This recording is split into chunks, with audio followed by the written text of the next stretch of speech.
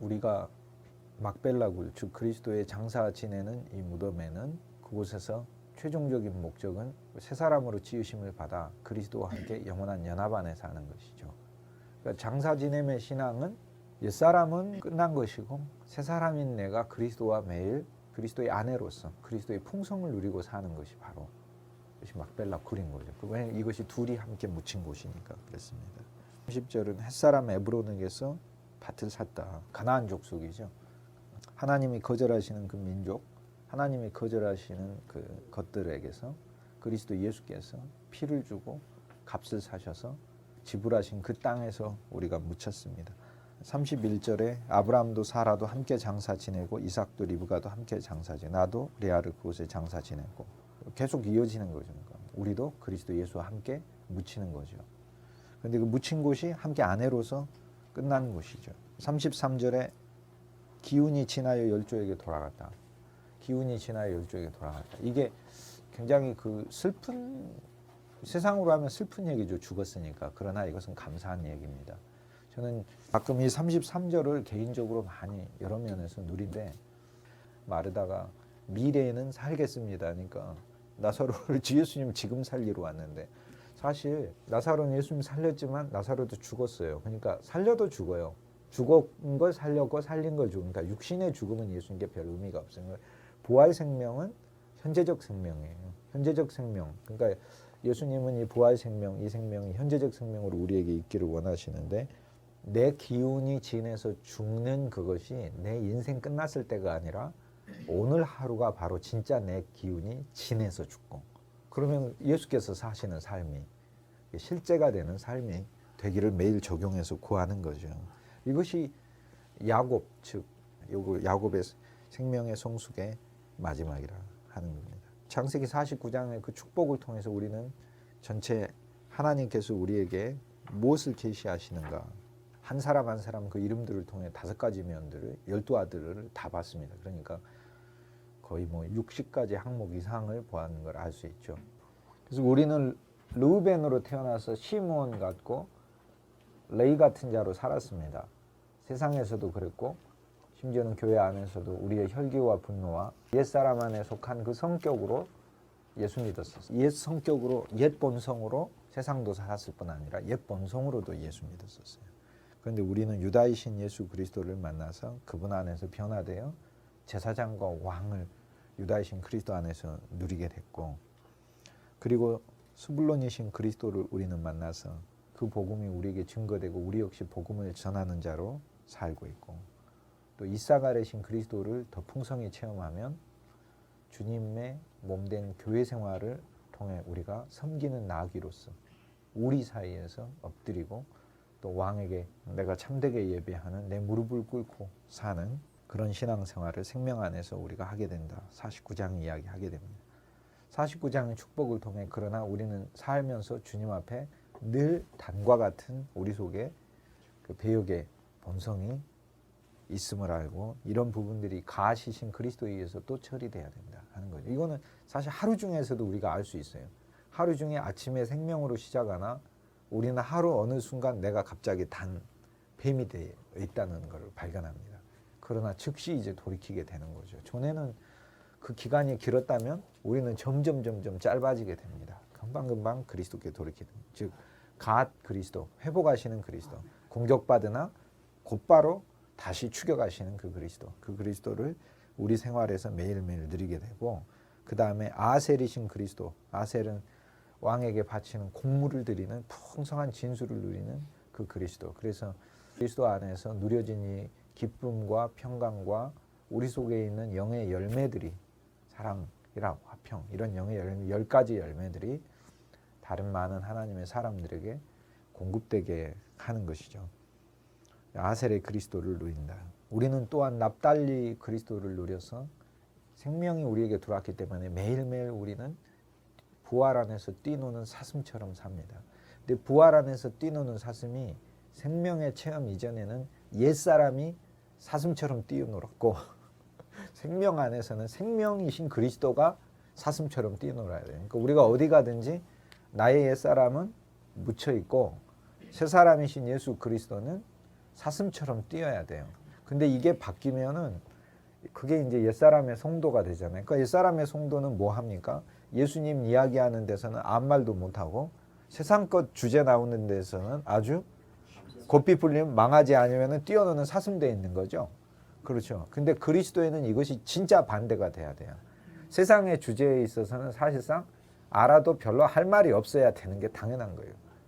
뭔 큰 유익이 있어요. 내가 뭐. 그런데 그리스도에 대해서 말할 때는 정말 우리가 신나야. 그런데 이제 그것도 지식으로 하면 안 되죠. 지식은 남을 가르치려고 하는 것이고 내가 그 사람을 내 힘으로 교정하려고 하는 것이기 그것이 아니라 나의 누림으로써 생명으로서 생명이신 그리스도가 생명이신 말씀 자체를 흘러보내는 내 차원에서 해야죠. 지식으로서 하는 것이 아니죠.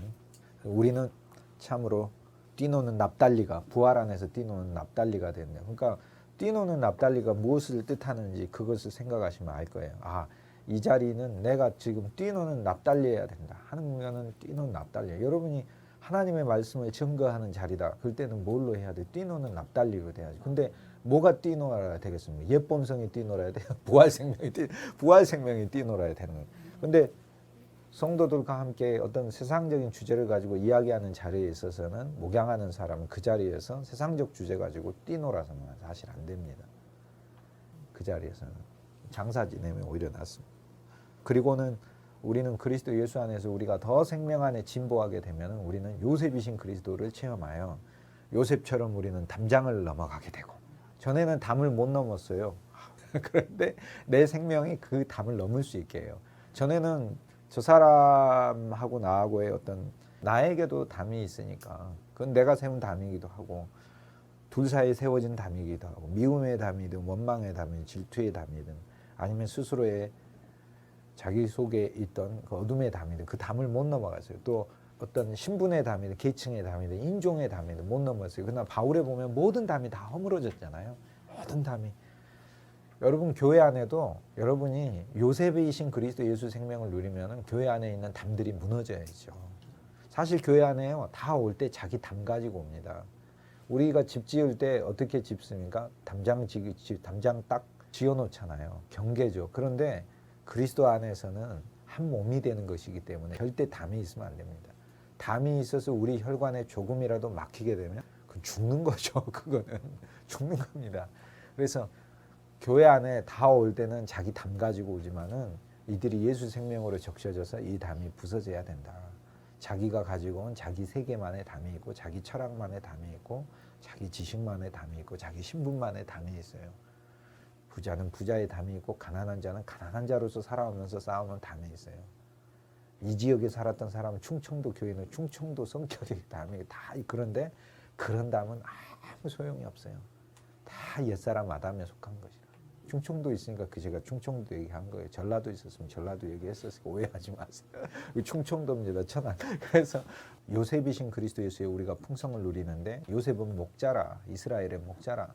나 자신이 변화된 목양 생명을 갖게 되는데 우리가 이미 변화된 목양 생명을 취하기 위해서는 창세기 이 전 과정을 통과한 사람이다. 근데 이것은 시간 안에서도 길게 가야 되는 것이지만 매일매일 믿음으로 한 장 한 장을 취해야 돼요. 예를 들어 성도가 아직 체험에서는 바울이 아니잖아요. 그러나 고백에서는 바울이 돼야 돼요. 고백은 뭐라고 고백해야 돼요? 내가 그리스도 예수와 함께 십자가 죽었다고 얘기를 해야 돼요. 침례를 받을 때 요단강에서 침례를 받는데 그 물이 어디로 흘러갑니까? 사해로 흘러갑니다. 무슨 바다입니까? 사해가 죽은 바다예요. 그러니까 그곳에는 나의 모든 옛세상들이 씻겨서 흘러가는 거예요. 그게 요단에서 침례받는 거거든요. 그러니까 세상을 걷는 것이 홍해지만은 요단에서 받는 것은 걷는 것 이상이에요. 또 한 번의 태어남인 것이죠. 이것은 나의 모든 육적인 것, 그 다음 자기까지도, 자기 자체까지도 거기서 장사전에서 흘러가 버리는 거예요. 그러니까 우리가 이것이 침례예요.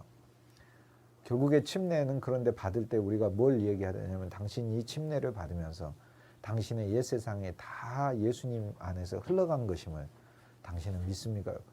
그럼 아직 안 흘러갔다고 생각하고 아직 안 흘러갔는데요. 그럼 나중에 침례 받으기 이러면 믿음의 생활이 아닌 것이죠. 그러니까 사실 멋있는 글을 제가 발견을 했어요. 소개를 해드리면 믿음과 소망은 우리하고 그 두 단어 사이에 간극이 있다 이러더라고요. 그렇죠. 왜냐하면 믿음은 바라는 것들의 실상이고 보지 못하는 것들의 증거니까 믿음이라는 것은 실제 그 믿음이 가리키는 것과 나와의 거리가 있습니까 없습니까? 아직 있죠. 소망도 어떻습니까? 보이는 것이 소망이면 소망이 아니잖아요. 보이지 않는 것이 소망이고 지금 것을 바라면 소망이 아니잖아요. 장차. 그러니까 믿음과 소망은 우리와 그 단어 사이에 그 덕목 사이에 거리가 있습니까 없습니까? 있다는 거예요. 시간 안에선 거리가 있다. 영원 안에선 거리가 없는데 시간 안에선 거리가. 영혼과 시간의 관점에서는 말씀하지는 않으셨는데 시간 안에서만 그분이 얘기하셨어요. 우리 총장님께서. 그래서 거리가 있다. 그런데 참 멋있는 말씀하셨어요. 근데 사랑은 거리가 없다 하셨어요. 사랑은 거리가 없어야 하라고 주님이 가르치셨다. 사랑은 먼 미래의 말이 아니다.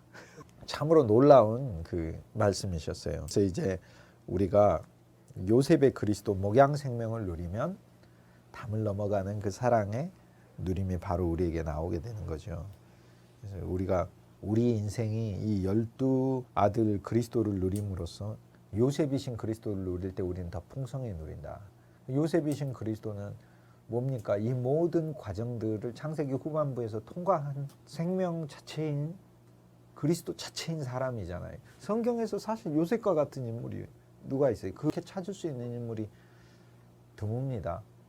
모든 사람은 예수 그리스도를 예표하지만은 모든 사람들 가운데서 참으로 요셉은 온전하신 그리스도를 예표합니다. 다윗의 실패도 그리스도 안에 있는 그리스도가 넘어짐이 아니라 우리와 연합한 우리의 넘어짐을 위해서 다윗이 넘어짐이 있는 것이거든요. 그러니까 넘어짐이 있어야 또 은혜예요. 넘어짐이 없으면 우린 절망해버려요. 넘어진 사람이 성경 중에 없다 그러면은 사실 우리는 진작에 포기해야 됩니다. 이게 그런데 우리 안에 매일의 넘어짐, 1년의 넘어짐, 우리 10년의 넘어짐, 그 넘어짐이 있다는 것에 대해서도 우리는 성경 안에 있는 그 인물들을 통해서도 감사한 거예요. 그러니까 이제 그런 면에서 요셉이신 그 그리스도 예수가 우리에게 이제 온전한 실제가 되기 위해서 목양 생명의 과정이 우리에게 필요하고 그리고 마지막 12번째 아들은 우리가 믿음의 안에서 최종적인 영원한 하나님의 오른손의 아들이 되는 것. 오른손이니까 하나님의 능력 자체가 돼요, 우리가. 그리고 이것은 현재로서의 능력 자체만 되고 매 현재로서 주님과 함께 앉는 그것만 얘기하는 게 아니라 우리에게는 시간 안에서 현재만 있는 게 아니라 영원도 있잖아요. 그리고 영원에서의 미래가 있잖아요. 그 영원 미래에선 새 예루살렘에서 아버지의 보좌에 모든 성도가 함께 연합하여 그 아들 예수 그리스도와 하나가 됐고 하나님 아버지는 아들과 하나가 됐고 요한복음 14장에 보면은 4개의 아내가 나오거든요. 아버지는 아들과 하나가 되고 아들은 아버지하고 하나 되고 2개 나왔죠. 그 안에 아버지는 내 안에 나는 아버지 안에. 그 다음 예수님 뭐라고 했냐면은 내가 너희 안에 너희는 내 안에. 4개의 아내가 나와요. 그러니까 내가 예수님 안에 있고 예수님이 내 안에 있으니까 예수님과 내가 하나 됐습니다.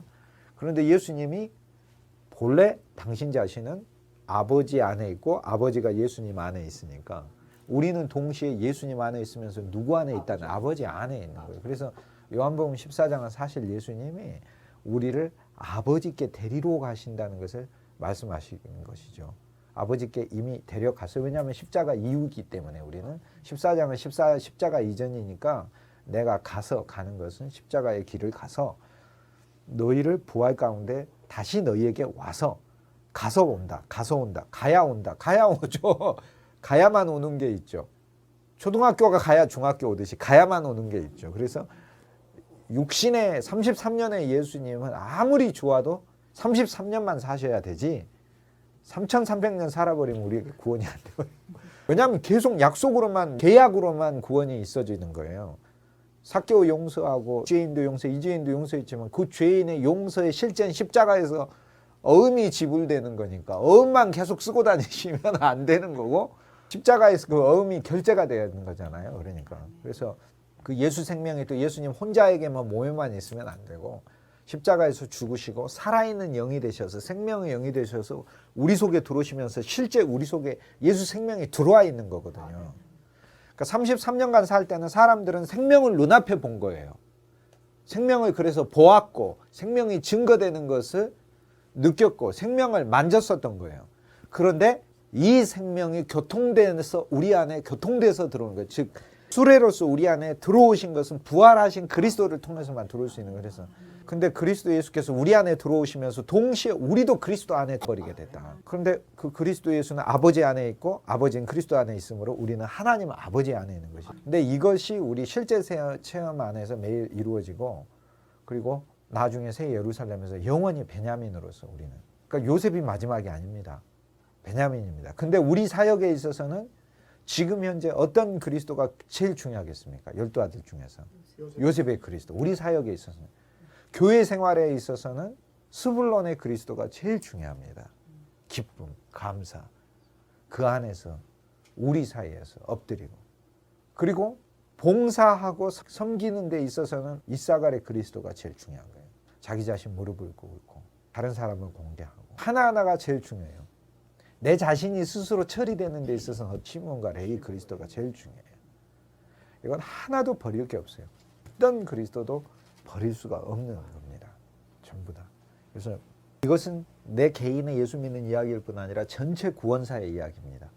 창세기 49장의 12아들의 축복은 루벤은 이제 전체적으로 확대되면 구약의 이스라엘입니다. 바울이 얘기하잖아요. 그들은 육적 이스라엘이요. 영적 이스라엘이 예수의 십자가 안에서 태어난 자들. 요한이 뭐라고 이야기해요? 아브라함의 자손이 뭐예요? 혈과 육으로 난 자가 아브라함의 자손이 아니요. 예수 그리스도의 은혜와 진리 가운데 그 이름을 믿어서 영접한 자가 하나님의 아들이잖아요. 하나님의 아들은 이스라엘 백성 빼놓고는 없었어요. 누가 있었어요? 구약에 하나님의 아들 아니에요. 그런데 그리스도 안에서 우리가 태어났는데 이는 혈통으로나 육종으로 된 것이 아니에요. 즉 혈통, 아브라함의 육신의 혈통이라고 해서 진짜 하나님의 아들이 아니다. 요한복음은 지금 사실 그걸 끝내버리고 있는 거예요. 예수님이 오시면서 구약의 그 그림자가 끝나버렸다. 그래서 사실 이 유대인들도 하나님의 아들로서 명목상으로만 남아있는 것이지 실질상으로는 예수 그리스도 안에 들어야만 되는 것이죠. 아직은 명목만 가지고 있습니다. 그런데 이방인들은 명목도 안 가지고 있어요. 이방인들은 근데 예수 그리스도를 믿을 때 명분도 실질도 두 개를 다 갖게 되는 것이죠. 유대인들은 명분만 현재 가지고 있다. 옛 언약 안에 아직도 매여 있기 때문에 명분은 있습니다. 근데 그것이 긍휼입니다. 왜냐하면 아브라함이 이삭을 바친 그 하나 때문에 하나님께서는 그 후손들을 지금까지 긍휼히 여기신다는 거거든요. 그게 육신적 명분. 그래서 르우벤은 아버지 침상에 올라가잖아요. 구약 이스라엘은 아버지 침상에 올라가 버리잖아요. 올라가잖아요. 구약 이스라엘이 성공했습니까? 구약 이스라엘은 실패해서 철저히 여호와 하나님 앞에 바벨론에 끌려가고 배역하고 여호와 하나님 앞에 그래서 전체에 있어서 그러나 하나님께서는 그 안에서 당신의 은혜와 긍휼을 베푸셔서 실패한 이스라엘 백성들을 구속하시기 위해서 예수 그리스도를 그들을 통해 또 보내시는 거죠. 그래서 르우벤은 다시 야곱에 의해서 회복이 되듯이 이스라엘 백성들을 예수 그리스도 안에서 다시 시작하셨어요. 그래서 복음의 12제자가 유대인들에 의해서 또 다시 시작이 된 겁니다. 이방인을 12로 뽑은 게 아니고.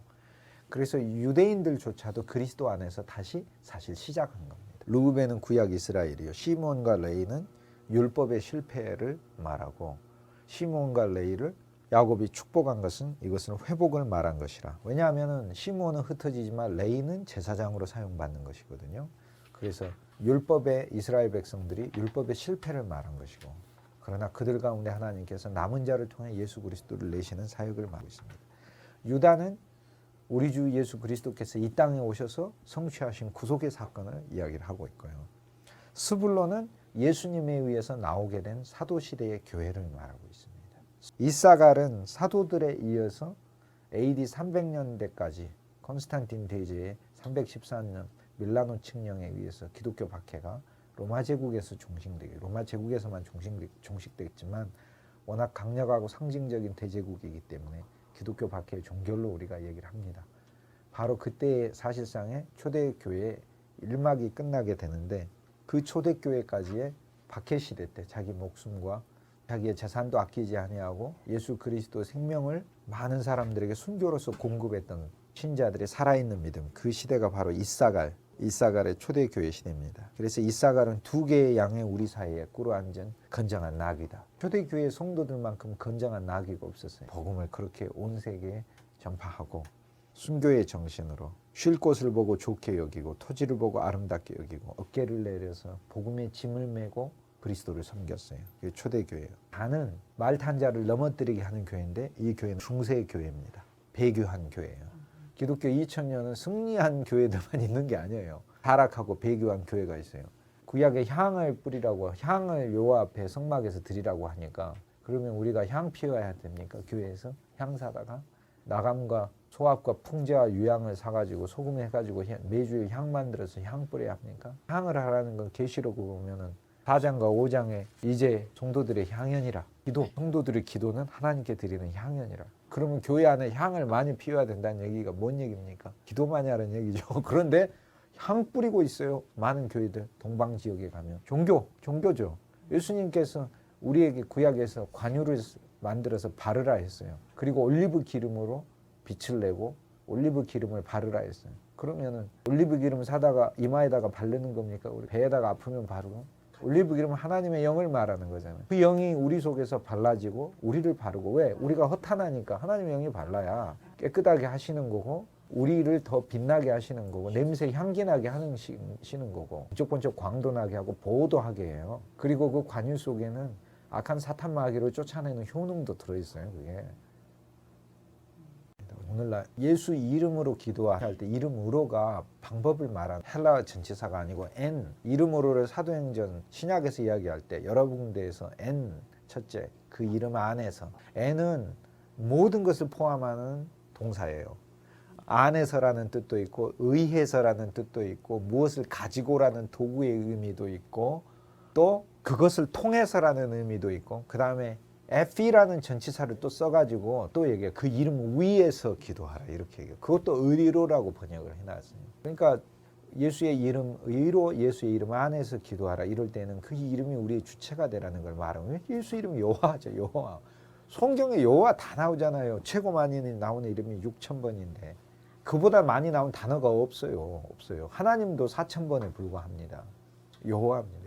여호와가 주이시고 예수 그리스도이신데 우리가 진실로 종교가 돼버렸어요. 우리가 누구를 야 네가 위로해 줘야지 그러니까 위로를 주어라 그러니까 종이에다가 위로 딱 적어서 주는 게 위로니까 그게 예수 이름 안에서 기도하라. 그게 뭔 말이에요? 하고 싶은 기도 다 하고 끝에 자기 이름 예수 이름으로 기도하면 그게 붙이는 게 예수 이름 안에서 기도하는 거예요. 그게 위로하라 그러니까 종이에다가 위로 딱 써서 주는 게 위로냐고요. 그게 아니잖아요. 그 마음 오른만 그게 진짜 예수 이름 안에서 기도하라. 그 말은 그 이름 안에 들어있는 능력과 그 이름 안에 들어있는 풍성과 그 이름 안에 들어있는 주님의 성취와 그 이름을 통해서 내가 느끼는 주님의 인격 그것을 교통하면서 기도하라. 그 얘기거든요. 그 얘기지 자기가 하고 싶은 얘기 다 구하고 맨 끝에 예수님의 이름으로 기도합니다.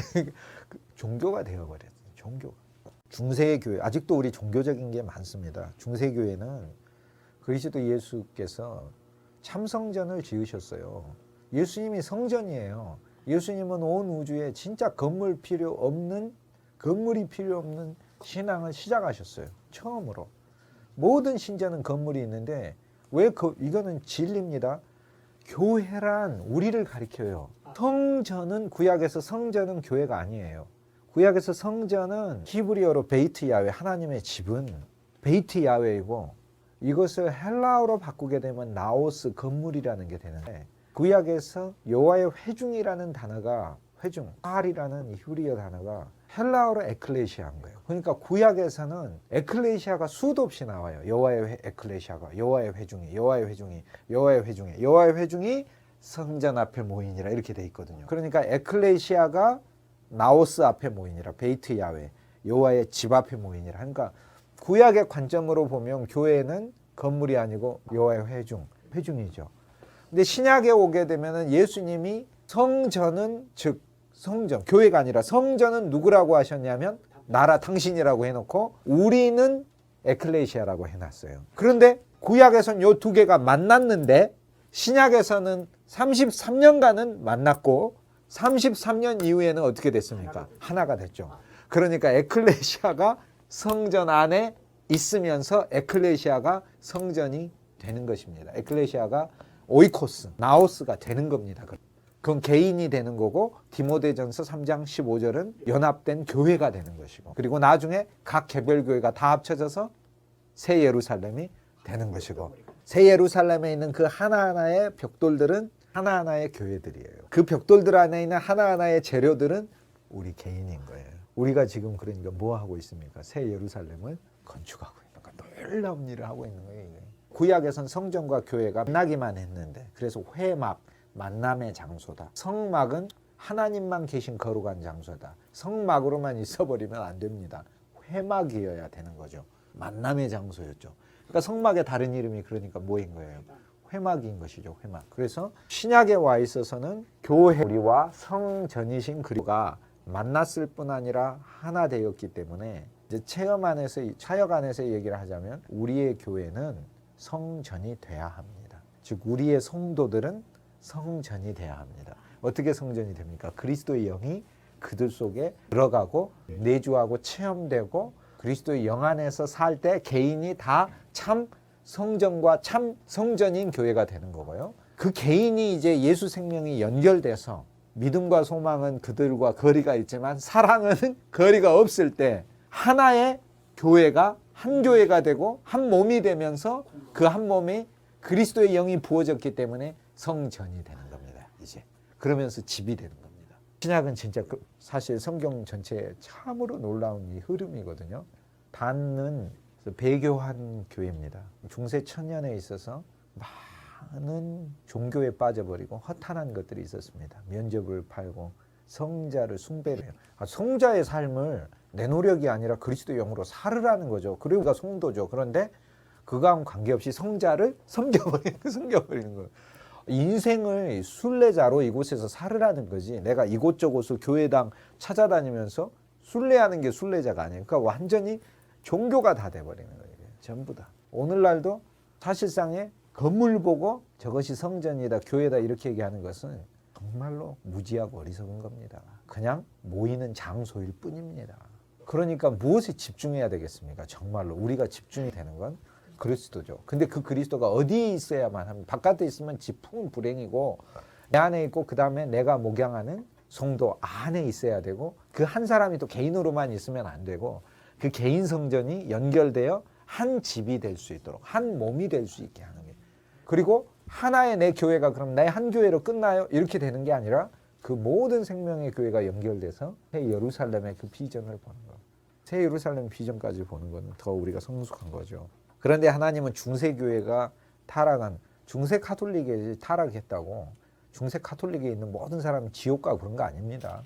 예수를 믿고 그리스도 예수를 구주로 고백한 할 수 없이 수많은 카톨릭 신자들은 지옥 가는 게 아닙니다. 그거는 그렇게 얘기하면 안 됩니다. 그거는 비록 그 허탄한 것을 믿고 그런다 하더라도 하나님에 의해서 다루심을 받아서 그들은 예수를 믿는 신앙이 있는 그 신자들에게 있어서는 중세도 그렇고 지금도 그렇고 그들에게는 명백한 구원이 있습니다. 다만 그리스도 예수의 풍성을 못 누리고 가짜를 붙들고 살기 때문에 엄청난 주님의 혹독한 다루심이 있는 겁니다. 그거는 우리 사역이 무엇인가를 이렇게 정말 제대로 보면은 뭐에 집중해야 되는지 이제 우리가 알 수 있게 되죠. 그죠? 그다음에 갓은 공격을 받으나 회복을 한다. 회복하죠. 종교개혁 교회입니다. 종교개혁 교회가 바로 갓의 교회입니다. 그리고 갓 다음에 예언이 나오는 게 축복의 예언이 나오는 게 아셀입니다. 아셀. 아셀의 그리스도는 아셀에게서 나는 식물은 기름진 것이라 그가 왕의 진수를 공개하리로다. 아셀의 교회는 종교개혁 이후에 나오는 많은 교파들의 교회입니다. 종교개혁자들의 1500년대 종교개혁자들을 통해서 신앙의 회복이 나오고 아셀을 통해서 많은 좋은 교회들, 침례교회, 장로교회, 개혁교회, 루터교회, 감리교회, 성공회, 흥결교회, 순복음, 형제교회, 또 퀘이커교회 이 많은 좋은 교회들이 그들의 교회는 서로 분열돼가지고 싸우고 있고 정죄하고 막 이러고 있기 때문에 문제예요. 장로교회가 다른 교회를 정죄하고 또 다른 교회는 장로교회를 정죄하고 또 감리교회 나오면 성공회가 감리교회를 핍박하고 또 청교도는 성공회에 의해서 국교에 의해서 핍박당하고 청교도는 또 침례교나 퀘이커를 핍박하고 퀘이커는 모두를 정죄하고 그런 점들이 어리석은 것이지 그러나 궁극적으로는 모든 한 교회들은 그리스도 안에 있는 어떤 진리의 부분들을 보았기 때문에 결국에는 이것들을 우리가 다 모으면 풍성한 그리스도께 공개할 수 있는 양식이 됩니다. 그래서 아셀은 나는 식물은 기름진 것이라 왕에게 음식을 공개하는 교회 확장. 많은 음식들을 만든 교회. 교회들은 음식입니다. 하나님께. 그 아셀은 근대교회. 납달리는 아름다운 소리를 바란다. 노인 암사스입니다. 1800년대에 2000년 예수 그리스도의 복음, 2000년뿐 아니라 인류 선사시대에 놀라운 일이 하나 일어났습니다. 예수님의 사도들이 정말 곳곳에 그리스도의 복음을 전했지만 베드로는 대한민국 땅에 결코 온 적이 없습니다. 안드레는 중국에 온 적이 없습니다. 야고보는 일본에 오지 않았습니다. 그러나 위대한 세기 1800년대에 전 세계 방방 곳곳에 수십만 명의 선교사들을 보내서 하나님께서는 복음을 전하게 하셨습니다. 인도에도 중국에도 아프리카 한 중심에도 그리고 1884년도에 마침내 우리나라 땅에도 호레이스 알렌 선교사 1885년 4월 달에 언더우드와 아펜젤러가 인천항에 4월 5일 부활절 날에 도착하여 주여 우리는 이 땅에 왔나이다. 어둠의 땅에 광명한 부활절에 당신의 빛이 이 땅에 임하소서 하는 그 기도대로 그때로부터 우리가 130년이 지나서 하나님께서 크게 당신의 백성들을 부르신 놀라운 축복된 교회가 되어 있잖아요. 그러니까 납달리는 노인 암사슴이었어요. 기독교는 갑자기 놓여져 버렸어요. 왜 그렇습니까? 1800년 통신혁명, 교통혁명을 일으켰고 기차, 배, 자동차 그리고 전신, 전보 이것들이 나오기 시작하면서 또 문명이 교류되고 수많은 선교사들이 각지에 가서 아름다운 소리, 복음을 전하게 됐습니다. 납달리는 1800년대 위대한 선교의 세기입니다. 요셉은 장차 올 주님께서 이기실 시대입니다. 장차 올 시대는 두 시대가 있어요. 첫째는 그리스도가 이기는 시대가 있고 심판하신 다음에 그 다음에 영원으로 가는 시대가 있습니다. 그래서 두 시대입니다. 장차 그리스도는 오셔서 이 혼탁한 것을 끝내셔야 합니다. 우리는 그리스도인들은 점점 세상에서 확장되는 것 같지만 일면에서도 위축됩니다. 왜냐하면 계시록에 보면 바벨론이 더 승하기 때문에 그렇습니다. 핍박받습니다. 수많은 피해 순교들도 더 많이 일어나게 됩니다. 교회는 또 메인 주류는 라우디게아 교회처럼 타락하게 됩니다. 그 하락을 향해서 갑니다. 우리는 요셉이신 그리스도를 필요로 합니다. 요셉이신 그리스도가 오셔서 모든 것을 온전하게 하시고 모든 것을 회복하시고 모든 자들의 눈물을 닦으실 뿐 아니라 허탄한 자들을 심판하시고 끝내버리시는 요셉이신 그리스도가 옵니다. 그 다음에 베냐민이신 그리스도 안에서 우리는 영원 가운데 이제는 영원한 하나님과 하나 되어서 사는 또 아들은 인류를 구원하시는 하나님의 전체 역사를 보여주고 있습니다.